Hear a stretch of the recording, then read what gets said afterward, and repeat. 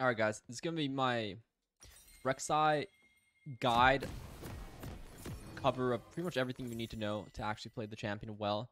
Pretty much I just got like 1k LP playing mostly Rek'Sai jungle, so I'm going to do a live game for you guys to really go into depth how to play Rek'Sai just like me. So I'm going to go over everything you need to know and really talk about my mindset. And if you guys can kind of get into the same mindset as me, you'll definitely play Rek'Sai just as well. So first, always start Blue Smite, go refillable and trinket. Usually I like to drop my trinket right here because a lot of people wanted level 1 invade and try to shut down the Rek'Sai in that area. So warding there is just really good, and resetting for your sweeper is also very great. So here we're just going to switch to sweeper and we're going to start the game with our rune page, Conquer, Inspiration, Triumph, Alacrity, Coup de Grace was Boots, and CDR rune. So first thing you want to know about Rek'Sai is she's early game snowball champion. So you want to make sure your early game path is really well thought out. So here we have like a really volatile bot and top side. So wherever we start, ending bot or top, there's going to be a lot of fighting. So you want to know your jungle matchup. Diana versus Rek'Sai. It's pretty free for Rek'Sai. You can actually punish her early game if she fucks up. So this game, just looking at their champions, they have like a lot of volatility, a lot of immobile champions as well. So we're going to try to play really aggressive early game. So level 1, you start Q, and you just use your Q as an auto reset, just like how I'm doing it. And you also want to make sure you're using your W, manually casting it, and not actually right-clicking to cast your W. So here we use W click, and then we're going to use W click to knock up. And you just want to get into that habit. And you really want to make a good habit of it. So for this game, we're pathing bot side. So what we're going to do is the really fast level 3 bot, which is Red Raptors Gromp for level 3. This is the quickest level 3 you can get. And when you do this, this pretty much means you're not going to do Crux for a while. You want to be aggressive early game, and you want to look for ganks or invades. So just going to play the game pretty standard. We want to make sure we're looking at our lanes, understanding like which lanes are volatile, which lanes are easy to gank. Here mid is very trading really hard, so instead of going bot, which is already pushed in, we're gonna maybe look for a mid gank here. So here we get our level 3, we get our tunnel. This is when Rek'Sai actually comes online. Gives you a lot of power here. We're just gonna creep up on her red and just see if her camps are exactly down or not. It looks like they're down for now. So here we might look for a dive mid 2 if he's playing 2 up. Rek'Sai is a great champion if you're, trying to early dive and play aggressive. Because we know Diana is clearing up, most likely, we can have a timing where we can easily gank here. So we're just going to wait for the wave to push in, and we're just going to go for early dive here. We have Ignite too, so we're just going to go for it when he goes for the wave to farm. Yasuo is not too tanky, so we'll see how it goes.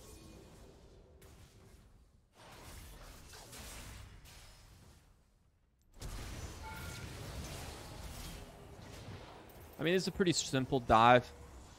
Not much to it. If your mid has Ignite and the enemy mid is like getting pushed in on a big wave, you can always dive mid there. That was a very clean dive. We had our spells ready. So if Diana flashes, we might go on her, but it looks like it's just going to go back to a standard game.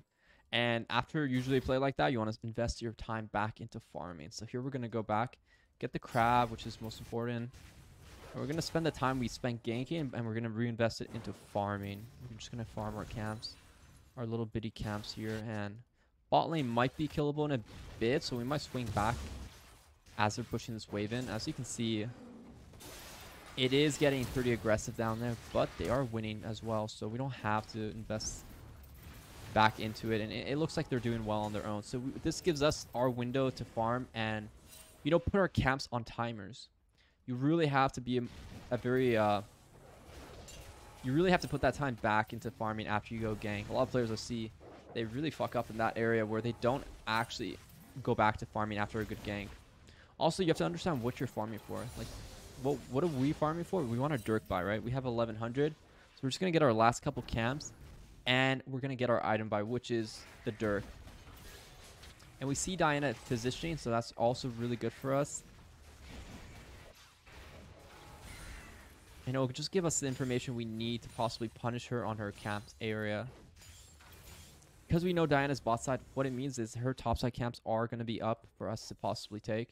She is going back to farm now, but she's a bit late on it. So we're just going to check which camps are up for Diana and see if we're going to set up to steal a couple. Counter jungling is very great in this game. You know, you get a lot of value from taking enemy camps. So it's always really good if you can get a good timer to kind of steal some camps in the early game.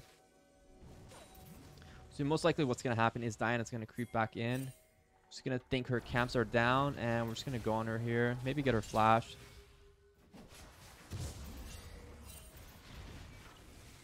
She just smite us, so we're just going to finish this one and back out.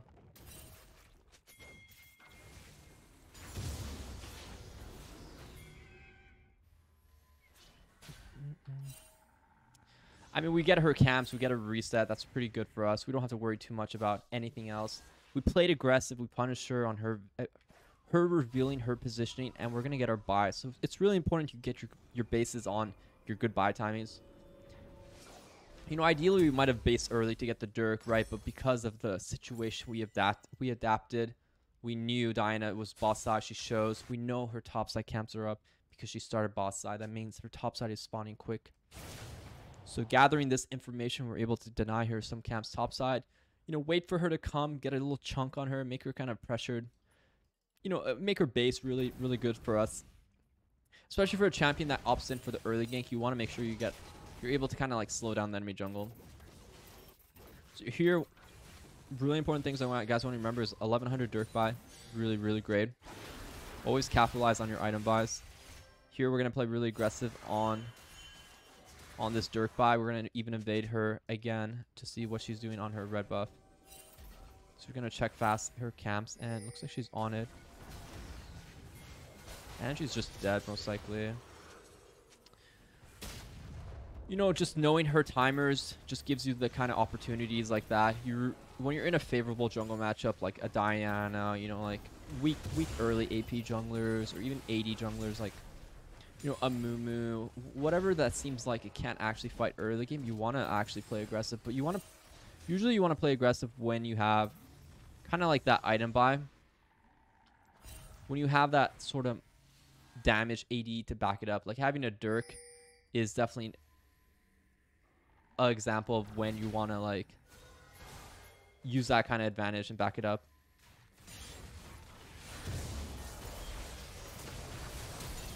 She actually gets 6 on that. That's a bit unfortunate, but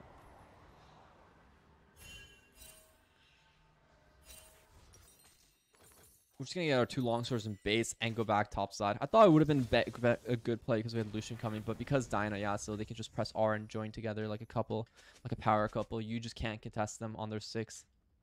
Especially when I'm not 6. If I was 6, perhaps we could have killed them. But it's not a big deal. That's her ulti, and my ulti has not been used yet. So what we're going to do is we're just going to path up. We're going to fight her on her top side. Crab might be up still. So there's going to be windows to fight her. We want to fight her when her ulti's down. It's really important to, like, you know, play aggressive when you know you have that advantage.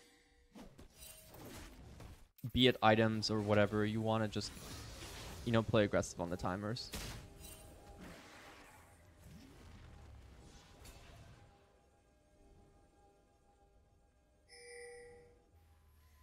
So here we're just tracking her a little bit.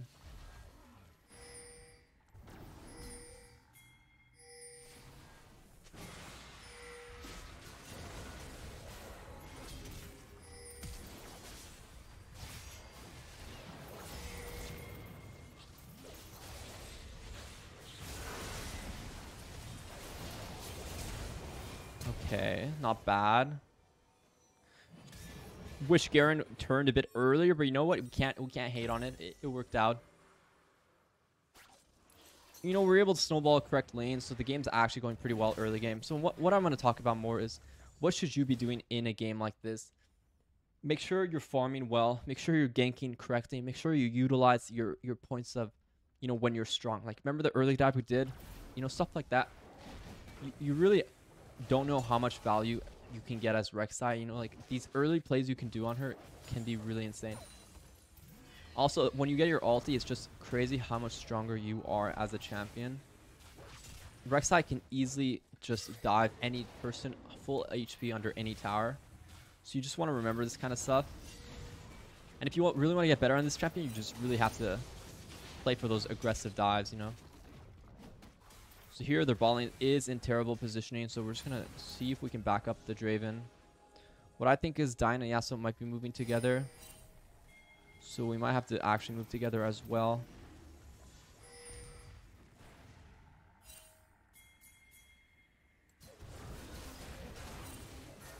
Oh my god. Let's just back up again. Oh, dude, Diana Yasuo is a disgusting thing, but it's okay. We are able to get the play, so. I mean, using their combo is fine by me. I just thought Lucian would be closer to actually move and help me. He's definitely in his own world right now. We have our Prowler's Call, so this is actually extremely strong base timing we have here. We might avoid this Diana Yasuo for a bit because it's just unfortunate how much stronger the combo is versus us. But we will pressure top here. Most likely dive the Diana. Diana without Yasuo is actually very weak. She will just be destroyed this game.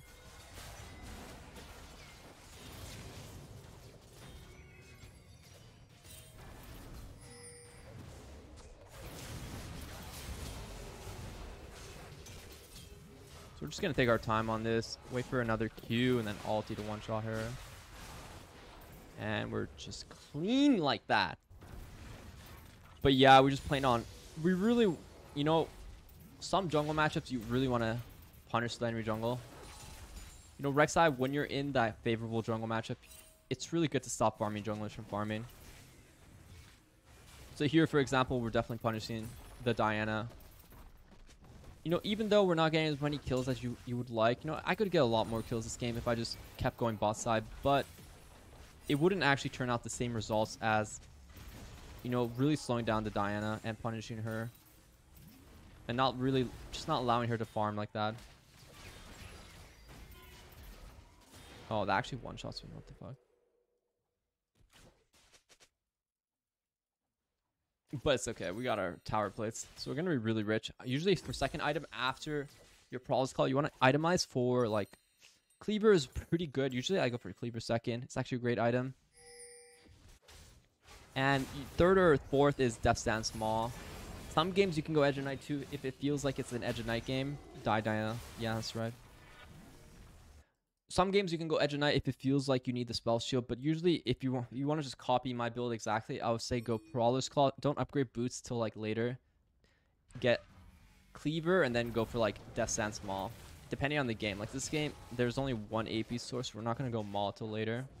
So what we're going to do is we're just going to go for the Death Stance pretty early.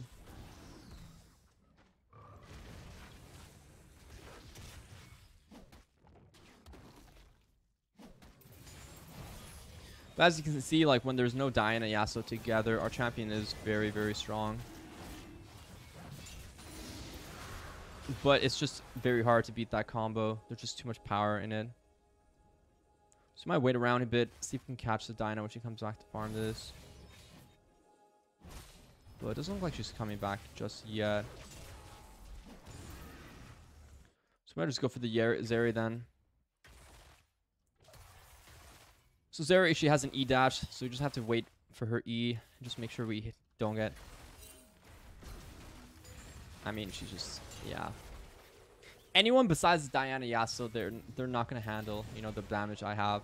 As Rek'Sai, you always want to look to catch on the side lane as well if you have opportunities to go for it. You know, once you have your Prowler's Claw, think about it like this. Your champion is probably the strongest 1v1 champion in the game, so you really want to play aggressive. Here's another example of how, you know, we're just going to play really aggressive here.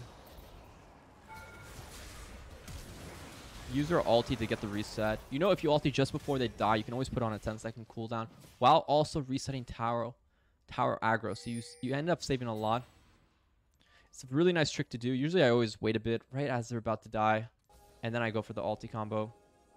Here, I mean, Diana's either... okay, she went for the Crux. So we're just going to kill her here. Yeah, not much else to it. 1v1, we're still godly. 2v2, we're strong. It's just that Diana Yasuo is a bit of a headache, but kind of ruining my video, but we'll just ignore it for now. We'll make up for this part of the portion of the video where we're just gonna dominate, pretty much destroy everyone. Oh yeah, also the thing I didn't really talk about is, you know, the comboing on Rek'Sai is really important for this champion. If you follow my videos, I always post videos about how to combo on her on like Twitter and like, you know, TikTok, but here I'm gonna actually demonstrate it really slowly on a jungle camp. It's really fundamentally super important you actually understand how to combo as Rek'Sai. If you want to succeed, I'm gonna be making a lot of these videos. This is like my first one in a while, but really, it's just really important to understand how to combo as her. And once you figure it out, you add it all together, champion becomes insanely easy. So first, we're always trying to E when we have 100 Fury. We use our Q, W, auto Q, Q, E, and that's the combo right there. It's kind of hard to notice when I have like full rage bar, but usually that entire combo, like Q, W, auto Q reset, Q, E, will give you the 100 Fury that you need to one-shot.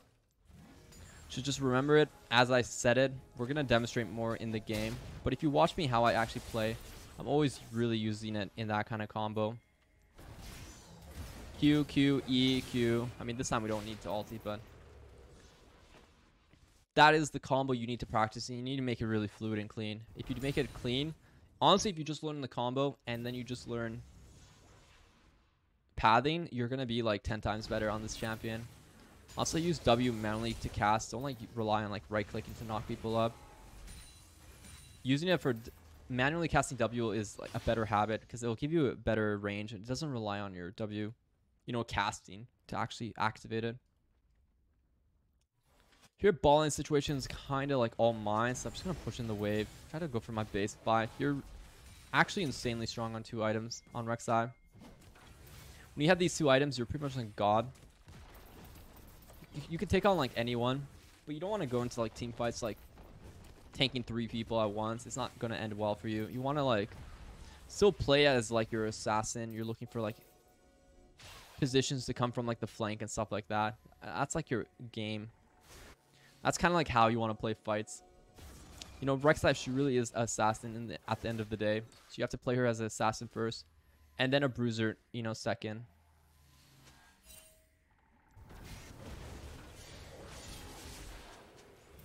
And we just get assassinated by using the Tremor Sense. Tremor Sense, you're going to have to get the hang of it. It's important. Like, it's a fundamental important thing for playing the Rek'Sai. And pretty much, it's like it's just a rhythm. You just have to kind of find the rhythm of it. You get the hang of it if you just practice it. Think of it like a music instrument. The positionings, they just work in...